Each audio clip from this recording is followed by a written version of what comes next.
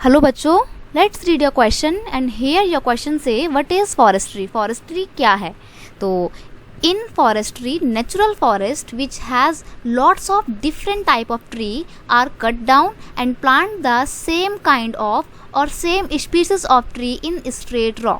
तो देखो फॉरेस्ट्री का मतलब क्या होता है। सबसे पहली बात, नेचुरल फॉरेस्ट्री क्या होता है। नेचुरली फॉरेस्ट कैसा होता है, एक बहुत बड़ा पेड़ है, उसके बाद एक छोटा सा पेड़ है, देन उसके बाद एक बहुत बड़ा पेड़ है, फिर से एक और बहुत बड़ा पेड़ है, फिर उसके बाद एक छोटा पेड़ है। और ये सारे के सारे जो पेड़ हैं ये कैसे होंगे, अलग अलग तरीके के होंगे। जरूरी नहीं कि सारे पेड़ अगर ओक के हैं तो सारे के सारे ओक के ही पेड़ होंगे, क्या पता बीच में कोई सा इसमें नीम का ट्री हो जाए, है ना। तो ये होते हैं नेचुरल फॉरेस्ट जिनका हाइट और टाइप अलग अलग होता है। तो ये था आपका नेचुरल फॉरेस्ट।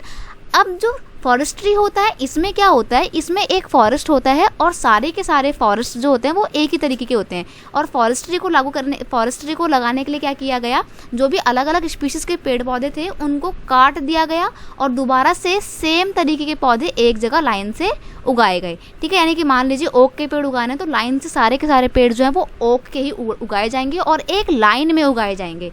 इसे बोला गया था फॉरेस्ट्री। और जो फॉरेस्ट्री का कॉन्सेप्ट था ये इंडिया में किसने इंट्रोड्यूस किया था, ये कॉन्सेप्ट इंडिया में इंट्रोड्यूस किया था डेट्रिक ब्रेंडिस ने। जो डेट्रिक ब्रेंडिस थे ये कौन थे, ये एक जर्मन एनवायरमेंटलिस्ट थे जिन्होंने इंडिया में फॉरेस्ट्री का कॉन्सेप्ट इंट्रोड्यूस किया था। और इन्होंने इस फॉरेस्ट्री के कॉन्सेप्ट को नाम दिया था साइंटिफिक फॉरेस्ट्री। ठीक है, साइंटिफिक फॉरेस्ट्री उन्होंने इसका नाम दिया था।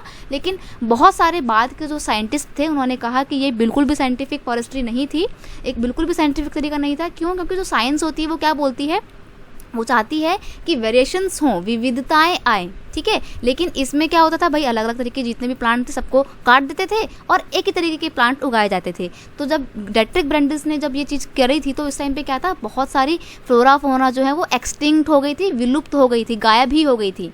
ठीक है, और इससे क्या हुआ था, एक एनवायरमेंट जो है वो डिसबैलेंस्ड हो गया था। तो इसके बहुत नेगेटिव इम्पैक्ट भी हमारे को देखने को मिले थे।